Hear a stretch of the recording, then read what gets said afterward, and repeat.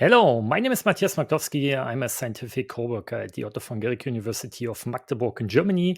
I'm also a chief officer of student happiness at the very same university, but that's a different story today. I would like to tell about the generation of personalized tasks and corresponding sample solutions for anonymous peer review in the Fundamentals of Electrical Engineering course. And of course, we do this with MATLAB, and that's why I am presenting this at the MATLAB EXPO 2024. So before we really dive into the topic, I will try to give you a brief motivation why we do this, and then explain a little bit how this works and what do we do in detail there. Then I will show you a typical task using the example of nodal analyzes, some basic circuit simulation or circuit calculation method in electrical engineering. After this, I will show you how I implemented this in MATLAB, and finally discuss some results and some outcomes. Okay, so as a motivation, if we are looking at typical assessment formats in electrical engineering, students are usually forced to sit alone in a room with very limited tools and resources, typically a calculator and maybe pencil and paper, of course. But usually they are not allowed to Google, they are not allowed to use Wikipedia, they are not allowed to use very powerful tools like MATLAB or Wolfram Alpha. But they of course need these demands in the usual working world, where they need to collaborate and communicate with colleagues. They need to develop creative solutions and think critically about the solutions of others. And of course, they also need to competently use advanced tools and sophisticated software packages like MATLAB, Python maybe, circuit simulators like LT-Spice, and so on and so on. So the question as a lecturer is a little bit how we can engage students to use such tools, how we can transform assessment formats, how can we avoid bulimic learning, how we can foster students to work continuously over the semester, and how we can give them timely feedback without having too much effort, let's say, as a lecturer, as some examiner. And one thing that you can do is you can use e-learning tasks like this. For example, you give students a circuit, some values, they need to calculate something, and then they finally fill in some number into some form field.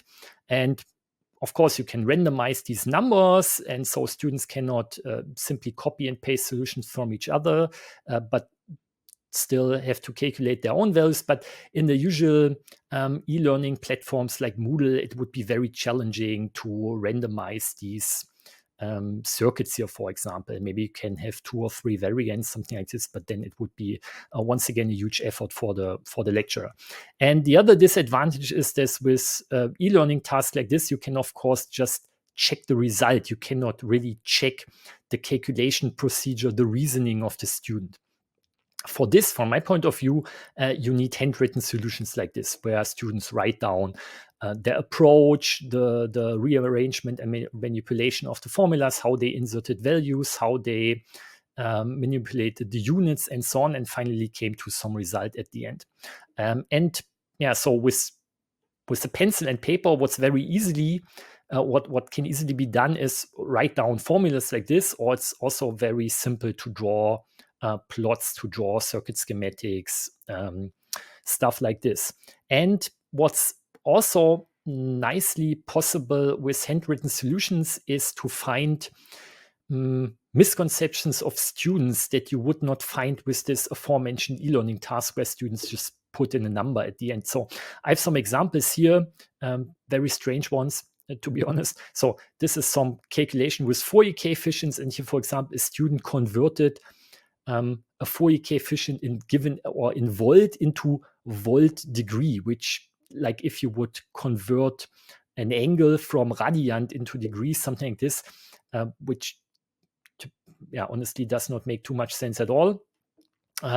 Here's another thing where students from a given time function of a current should calculate the charge by integration, but they already inserted the integral here into the formula for the current, which also does not make sense at all. It would be a mistake that I would never have thought of as a lecturer, let's say.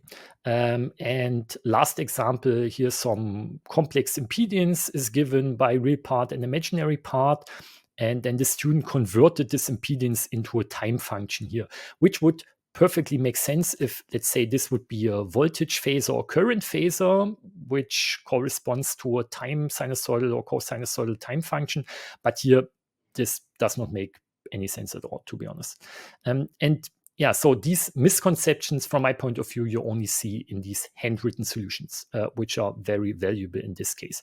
So what we would like to have is personalizable tasks for handwritten solutions, because these handwritten solutions, they offer authentic solutions, and it's low threshold to write down formulas, to draw schematics, to sketch diagrams, and so on. And these student misconceptions become easily visible. So then, of course, you cannot give each and every student the very same task, because they will just copy and plagiarize from each other. So you somehow need to personalize them. You somehow need to randomize values. And from my point of view, you also need to randomize circuit schematics diagrams like this. So students, if they solve these tasks, they are allowed and they are encouraged to help each other and support each other, but they cannot simply plagiarize from each other.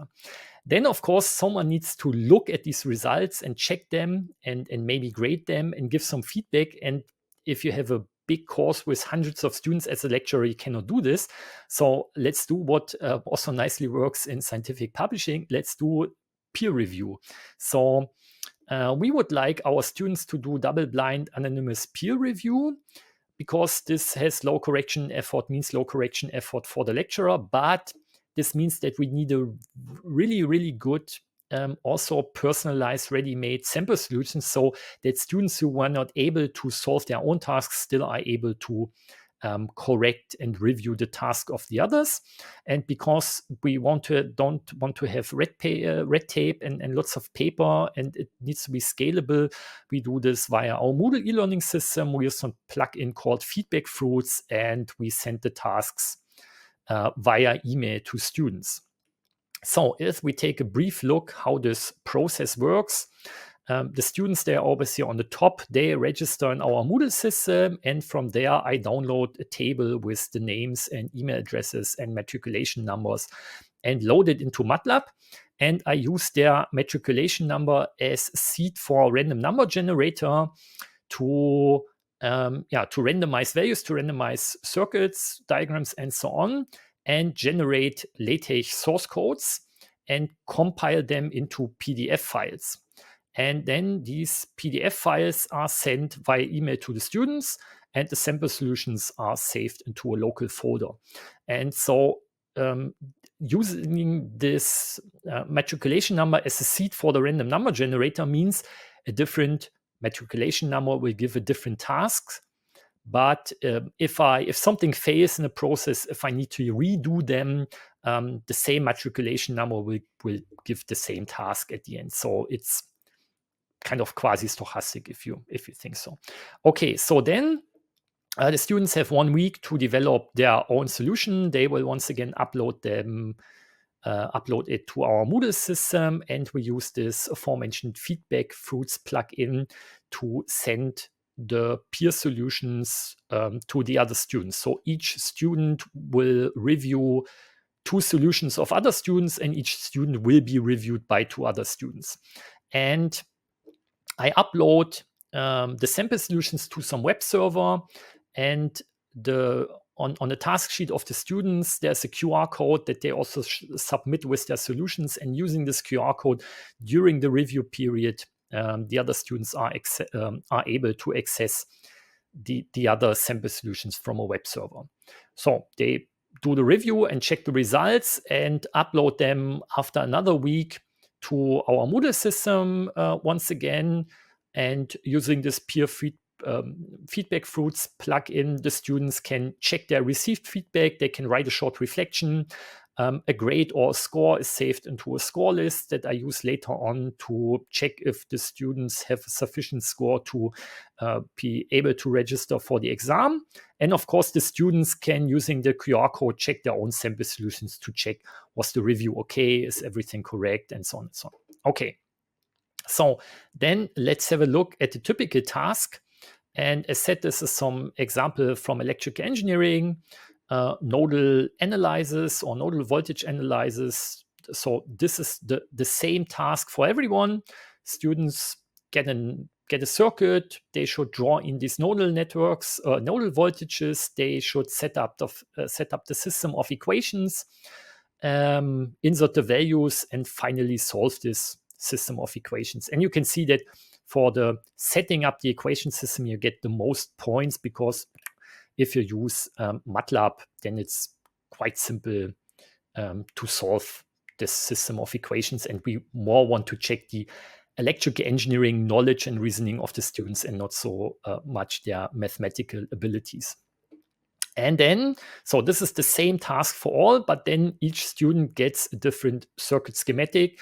And as already explained, they are generated based on the matriculation number with some more or less sophisticated algorithms. So this matriculation number gives this circuit, and another matriculation number gives this circuit, and this circuit, and this circuit. And you can see that some look more simple and some look a bit more complex. But in addition to the reference node, they have all 3 nodes. So for each and every circuit, you need a 3x3 equation system to solve this circuit. And just a tiny part of the corresponding sample solutions then would look like this. And you can see it's a 3x3 equation system. Here are the current sources. Here are the let's say the resistances or resistors inside the network, and here are the unknown nodal voltages. And for every student, as said, it's a 3x3 equation system, and of course there are different values in there. And this is all, as said, automatically generated in MATLAB with some more or less sophisticated algorithm. Okay, so we can generate personalized tasks and personalized corresponding sample solutions. Now the question is how this is implemented in MATLAB. And of course, I just show some overview of this. So how to import the data of the students? I just download table that looks like this, comma separated values.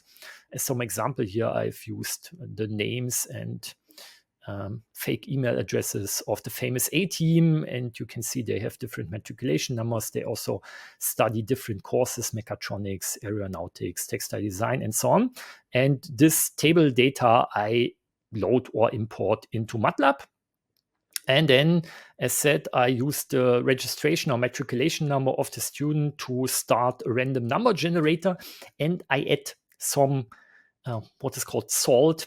The current year, something else. I will not explain this, because if students know this and if they would know my algorithm, of course, they would be somehow able to generate tasks and sample solutions. I don't want to have this. So then I randomize values. For example, I randomize circuit schematics. I write LaTeX files. I compile these LaTeX files into PDF documents, and then I send them via email to the students. And if you say, oh, it's possible to send emails from MATLAB, there's a nice function to do this. And of course, this is repeated inside a loop for every student. And this MATLAB mail function has been written, as you can see, more than 10 years ago by David Gleich, and I think is also available on some MATLAB server, and you just give a recipient some address, some subject, and you can also send files with this, which is very handy to send these PDF files personalized and automatically to our students. Okay, so some final discussion, what came out of it? So for a typical task, I send, or for a typical cycle, I send tasks to about 200 students, and about half of them would reply and hand in or upload a solution. And then usually you use something like 5 to 10% during the review phase. So maybe 90, 95 students will do the review and carry out the review. If they don't review the solutions of other students, they also won't get a score, or they won't get a grade for their own results. So by this, they are somehow forced, let's say, or obligated to also contribute to the review process. And from my point of view, this is excellent activation, and it's also a good preparation of the students for the exam, where they will also have to deal with handwritten solutions. Now they are also able to use certain resources like Wikipedia and MATLAB and also Circuit Simulator, but for most tasks, still they need to write their reasoning by hand and can just do the number calculation and maybe a checking simulation using these computer tools. So it's a very good preparation for these exams without doing this teaching to the test, let's say. Then you can do some learning analytics and for example, look at the typical distribution of points. So the task that we have usually have 16 points. And because the students have 1 week to solve them, and because they can use almost all resources, they can Google, they can talk to each other, they can use MATLAB, most of them will have the full score or the full points. And of course, some lose some points, and some solutions, unfortunately, are also totally wrong and get almost no score at all. So then you can, what is from my point of view also very interesting, look at the time curve or the timing of submission. So here's the full week that the students have time to submit. On the first days, nothing happens, and then some few students submit something. You can also nicely see the sleep phases, and then the deadline is the ultimate inspiration, and shortly before the deadline, students submit their solutions. And from my point of view, I would say the more complicated the task, the more steep the curve is towards the end. So then, also very interestingly, if you check the timing of the reviews, it's much more evenly distributed over the week. You can also see the sleep phases of the students, but they do the review much more timely. And I asked them, why do they do this? And they explained me, yeah, if you check the solutions of the other students, then of course you also get some idea if your own solution was correct or not, or what was right, what was wrong. And I think this is a big motivator, big motivation for the students to do this review, also to see I was not the only one struggling with this task. Also, other students maybe had difficulties in creating a solution for this and so on. And yeah, so kind of interesting. You can also, of course, do a histogram of all the hours, and then so this is the whole time of the day, and then you will see that no one submits anything between 6 a.m. and 7 a.m. in the morning. So this is the time where you can update all your servers without complaints. No one will notice about this because no student is awake at this time. We still have some remaining problems with this. Even if the students have very good cell phones with excellent cameras, the image quality of the submissions and also the image quality of the reviews is often not perfect or far from perfect. Problems with shadows or problems with reflections like this. And then, of course, if students have no real clue about their own solution and about what they really do there, then also even a very detailed and perfect sample solutions will not help them in do the review. And so what I usually do is I check the difference between the 2 points of the 2 reviewers, and if the difference is too large, then I will have a further look onto the results myself. So to summarize, I have 13 different task types developed so far. We have lots of runs in 14 semesters, 7 years, sent tasks to lots of students, and lots of students have participated in this format. There's a nice German lightning talk about this, some German Twitter stuff. There's a nice research article that I wrote some years ago with a German colleague. And with this, I would like to finish my talk and are happy to answer some more questions.